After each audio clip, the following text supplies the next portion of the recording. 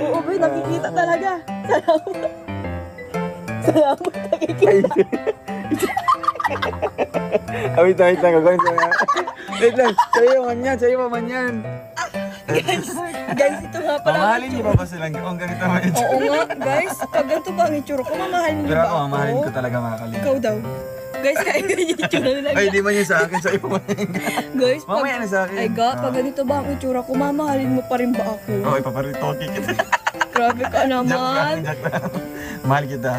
You love me? Yeah, I do love you. More than anything else. Ay, sige. I love you. Love you too. Kiss me. Ayun. Kiss me na. Kiss me. Kiss me. Pinaula kong matag. Welcome to Garis TV channel. So nandito na naman tayo para silipin naman natin ang estimated salary ni Kalingap Ruel. So mga lods, ito ay second account ni Ruel of Malalag. So suportahan natin ang channel na to kagaya ng pag-support natin sa kanyang main account. Pero siyempre huwag nyo rin kalimutan na isama sa pag-support ang kanyang langga na si Richelle Morales Vlogs and then yung kanilang mga magulang na sina Pading Rizan Vlogs and then Kalingap Awi. Pero siyempre mga lods, huwag nyo rin kalimutan na isama sa pag-support ang aking channel. So mga lods, kung bago pa kayo sa aking channel, pakiclick naman subscribe natin. And then syempre, pakipost na rin ng notification bell para lagi kayong updated sa ating video. So ano pa ba ang hinihintay natin mga lods? Let's go!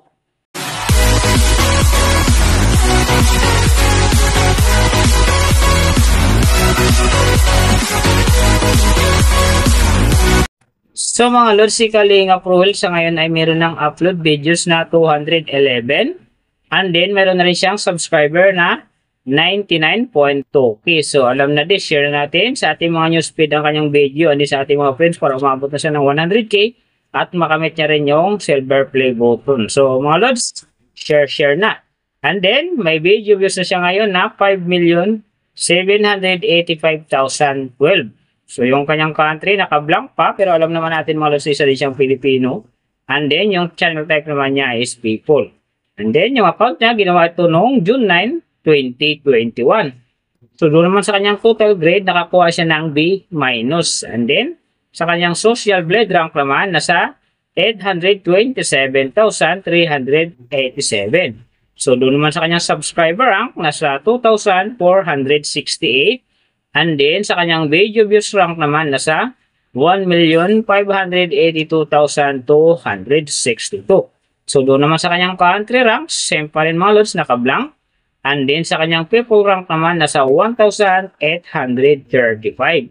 So, nakita na natin yung kanyang ranking. Silipin naman natin yung kanyang last 30 days na subscriber. So, nakakuha siya dito ng 900.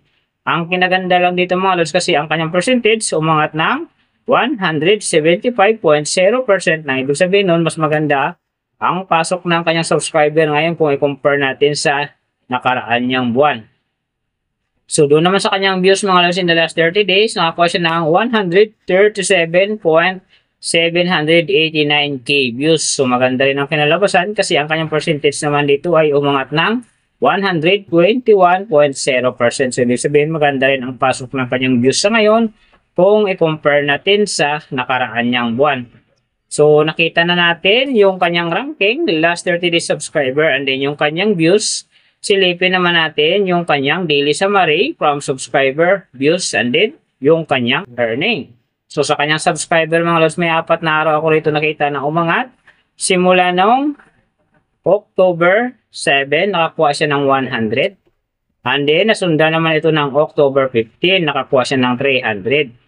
So, pagdating naman ng October 17, nakakuha naman ulit siya ng 100. And then, yung last, yung October 18, nakakuha siya ng 200. Kaya, ang kanyang subscriber ngayon nasa 99.2k.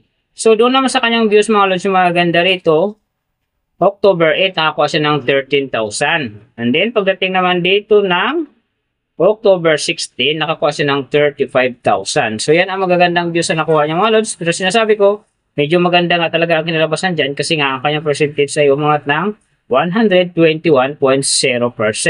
So, doon naman sa kanyang earning, tingnan natin dito yung October 8. So, sa kanyang low estimated, nakakuha siya ng $3.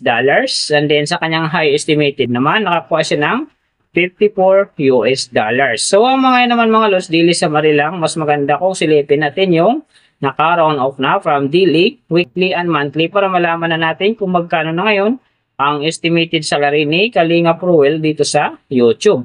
So unahin natin yung kanyang daily average. So sa daily subscriber, nakakuha siya ng 30, and then sa kanyang views naman, nakakuha siya ng 4,593. So doon naman sa kanyang daily low estimated ng kanyang earning, nakakuha siya ng $1 US dollar. So times natin sa 57, so mayroon siyang 57. And then sa kanyang daily high estimated naman ng kanyang earning, nakakuha siya ng $18 US dollar. So times natin sa 57, mayroon siyang 1,026. So yan mga lods ang kanyang daily average. So pupunta naman tayo sa kanyang weekly average. So sa weekly subscriber, nakakuha siya ng 210. And then sa kanyang views naman, nakakuha siya ng 32,151. So doon naman sa kanyang weekly low estimated ng kanyang earning, nakakuha siya ng $8 US dollar. So times natin sa 57, mayroon siyang 456. And then sa kanyang weekly high estimated naman ng kanyang earning, nakakuha siya ng $129 US dollar. So times natin sa 57, mayroon siyang 7,353. So yan mga lods naman ang kanyang weekly average. So pupunta naman tayo sa kanyang monthly average. So sa monthly subscriber, nakakuha siya ng 900. And then sa kanyang views naman, nakakuha siya ng 137,789. So doon naman sa kanyang monthly low estimated ng kanyang earning, nakakuha siya ng $34 US dollar. So times natin sa 57, mayroon siyang 1,938.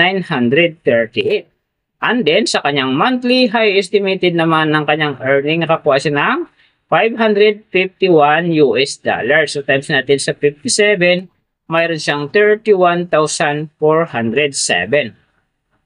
So yan naman mga lods ang kanyang monthly average. And then yung nababanggit ko rito or nakikita nyo is pawang estimated lamang yan. Nakabis lang tayo sa Social Blade website. Isang public website na kahit sino pwedeng mag-open para malaman kung magkano na ang estimated salary ng ating mga iniidolong YouTuber, vlogger, or influencer. And then mga lods, like ko sinasabi, palagi natutupad dyan yung low estimated kasi nga hindi talaga natin kayang i-demand sa ating mga viewers na huwag mong skip ng ads. Pero pwede pa rin naman yan maging times 2, times 3, or maging times 4 pa yan kapag ang isang vlogger nakapagpa-viral ng kanyang video.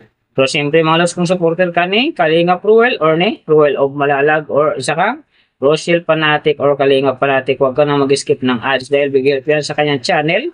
At saka siyempre sa mga kababayan natin na kanya rin tinutulungan dahil sabi ko siya ay isa ding charity vlogger. Pero siyempre mga lods, huwag nyo rin kalimutan na huwag na rin skip ang aking ads dahil bigyan yan sa aking channel at saka siyempre sa aking mga personal na hadikain. Sa mga lods, kung nagustuhan nyo ang video na to, pakiclick naman ang subscribe natin and then siyempre pakipost na rin ng notification bell para lagi kayong updated sa ating video.